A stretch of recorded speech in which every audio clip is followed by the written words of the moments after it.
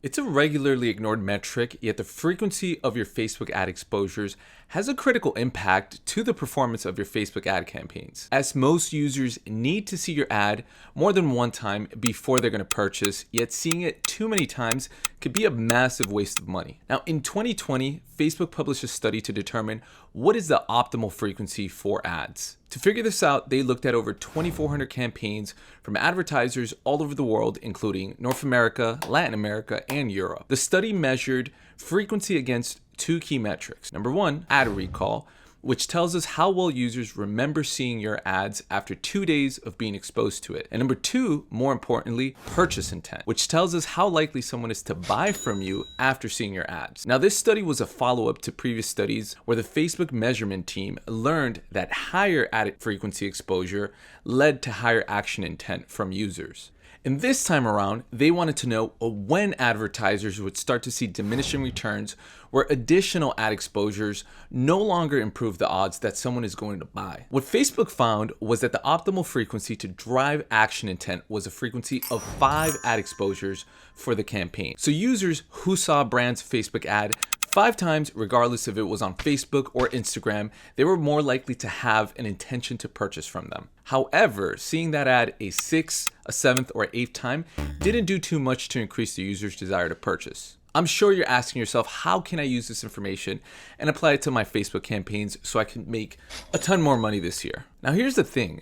Since 99% of you are running auction campaigns that are optimized for conversions or maybe lead gen or catalog sales, you cannot directly control the frequency of your ad exposure. Facebook does that for you automatically. That said, there is a benefit to tracking frequency of ad exposures, as it can help you to figure out when is the right time to optimize your campaigns with new ads. And there's a tab called Inspect located under your ad set that will take you to a dashboard where you can monitor the frequency of your ads for each one of your audiences. Now, one thing the study didn't tell us was what was the time frame for these 5 ad exposures, as someone could see your ad 5 times in a week or over a couple of months. Now, as a best practice, I would suggest that you want to keep your frequency under 5x for the last 30 days for prospecting campaigns that are targeting brand new customers. However, for retargeting campaigns where you're targeting users which have a higher intent to purchase as they have taken some type of qualifying action like visiting your website, you can get away with a higher frequency range of say 8 to 12 times